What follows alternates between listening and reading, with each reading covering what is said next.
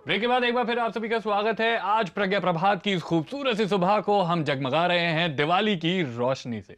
Break से पहले हम यही बात कर रहे थे कि हम पटाखे वगैरह फोड़ते हैं, लोगों को डराते हैं, बट न जाने क्यों हम लोगों के मन में ये डर बैठाने की कोशिश करते हैं। हम क्यों किसी को दुख देते हैं दिवाली वाले दिन? जबकि ऐसे भी लोग हैं जो हमें सच्चाई और स्वाभिमान से जीना सिखाते हैं। अरे हाँ, तुम किन्हीं लोगों के बारे में कह रही थी ब्रेक से पहले कि ब्रेक के बाद मिलोगी किन्हीं खास लोगों से। कौन? हाँ, वो खास लोग ऐसे लोग हैं विशाल जो देख नहीं सकते, और प्रज्ञा की टीम गई एक ऐसी संस्था में जहाँ पर जो ब्लाइंड पर्सन्स की संस्था है, और वहाँ पर वो लोग कैंडल कैसे बनाते हैं वो सीखते हैं। उनको कैंडल बनाने की ट्रेनिंग दी जाती है। एक तरह से वो लोग खुद नहीं देख सकते, लेकिन फिर भी उनकी जो जिंदगी है वो स्वाभिमान की रोशनी से जगमगाती है। बिल्कुल, मतलब आपकी जिंदगी में स्वाभिमान होना बहुत ज्यादा जरूरी है। अगर आप अपनी जिंदगी को स्वाभिमान के साथ जी रहे हैं तो एक बड़ी स्ट्रॉन्ग सी फीलिंग होती है जो आपको आगे बढ़ने में मदद करती है और आपको खुश रखती है। ऐसे में मुझे अपने दोस्त राहुल का एक इंसिडेंट याद आ गया जो मैं शेयर करना चाहूंगा तुम्हारे साथ। कि एक बार राहुल को बैंगलोर जाना था, तो वो बैंगलोर गया,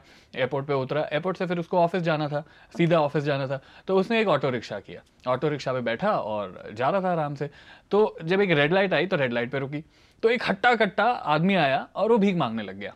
तो ऐसे में राहुल ने क्या किया कि राहुल ने अपने जेब में हाथ डाला, तो उसके पास चेंज नहीं थे।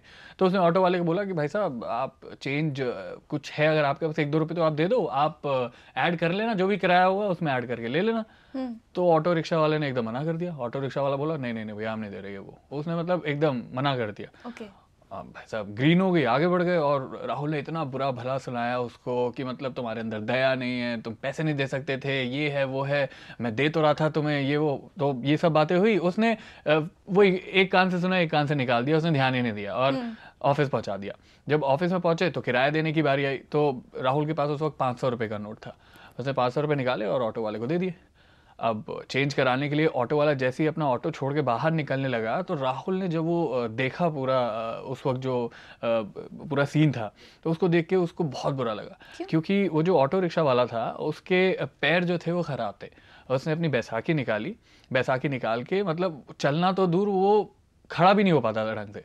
वो अपनी बैसाखी निकाली, उसने बैसाखी से चलता हुआ दुकान पे गया, चेंज करा के वापस लाया पैसे और उसको दिए।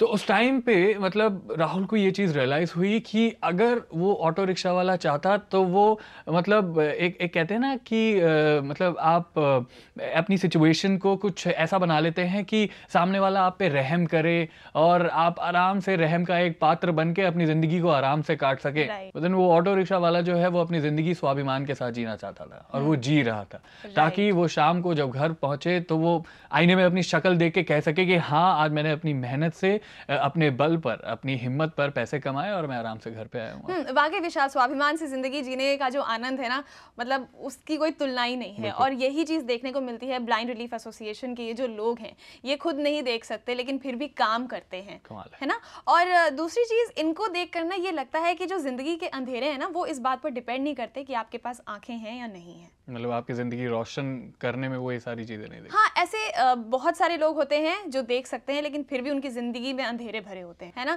तो मुझे लगता है कि we should actually salute them. Pragya उनके जज्बे को सलाम करता है। देखो ना विशाल, हम लोग अपनी जिंदगी में जो बची कुची चीजें हैं जो हम यूज नहीं करते, उन्हें भी हम दूसरे को देने में आनाकानी करते हैं। बट ये लोग जिनके पास वो रोशनी है ही नहीं, जिनको भगवान ने वो रोशनी नहीं दी है, फिर भी वो दूसरों तक वो रोशनी पहुंचा रहे हैं और दूसरों के घर जगमगाते हैं। बिल्कुल। तो किस तरह से ये हमारी जिंदगियां रोशन कर रहे हैं, आइए देखते हैं इन लोगों की कहानी।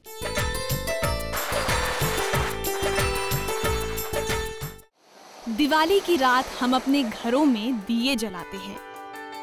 अंधेरे को मिटाकर हर दिया इस दुनिया को रोशन करता है। दिवाली और दिए का रिश्ता ही कुछ ऐसा है।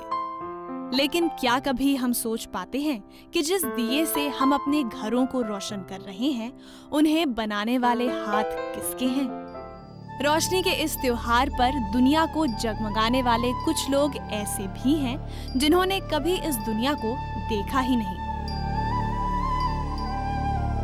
दिन रात इस त्योहार के लिए दिए और मोमबत्ती बनाने वाले ये लोग सही मायने में हमें ये सिखाते हैं कि जिंदगी सेल्फलेस होकर कैसे जी जाती है। हम देख तो नहीं सकते, मगर हमें सुनकर बहुत अच्छा लगता है कि हमारे हाथों की बनी हुई मोमबत्तियाँ लोगों के घरों को रोशन करती हैं और हम अपने आप पर ही डिपेंड हैं। खुद अंधेरों में जीते हुए दूसरों के घरों को रोशनी देने वाले ये लोग इंस्पिरेशन हैं हमारे लिए, पूरे समाज के लिए।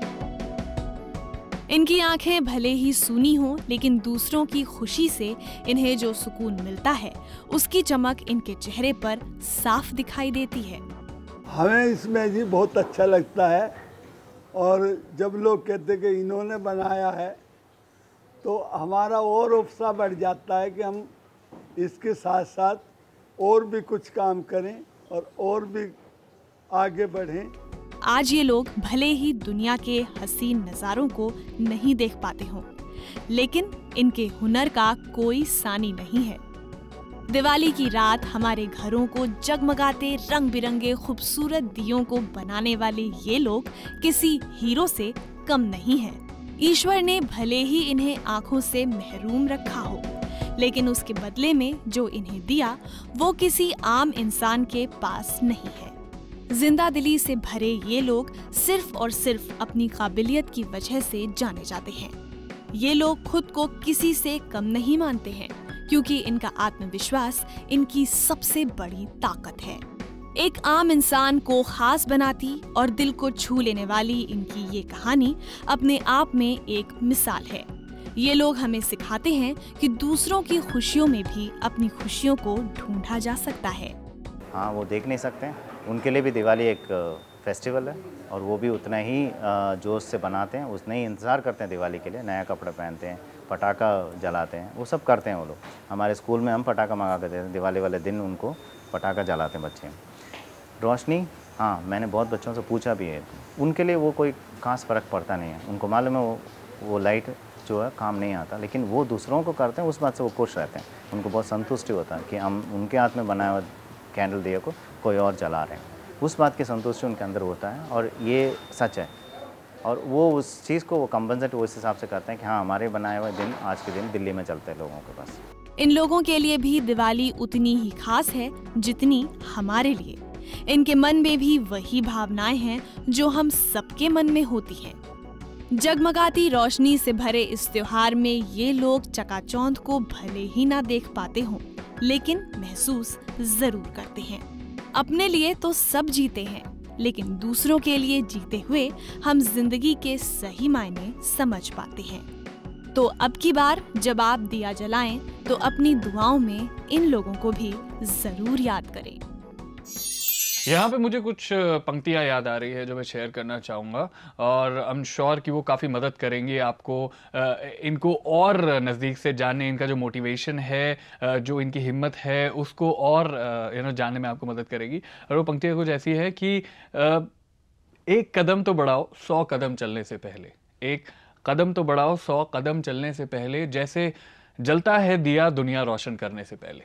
वाह, क्या बात है। मतलब वनिता, हमें खुशियों की रोशनी देने के लिए ये इतनी मेहनत करते हैं और उसी एहसास को लेकर ये अपनी जिंदगी में खुशियां बढ़ते हैं, राइट? और हम कभी इनके दुखों के बारे में सोचते ही नहीं है। और आई थिंक विशाल की ये दिवाली हमें कुछ इस फीलिंग के साथ मनानी चाहिए कि मन में हो दूसरों को खुशियां देने की चाहत, ना रहे दर्द किसी भी चेहरे पर। इस दिवाली कुछ यूं बांटिए मुस्कुराहट।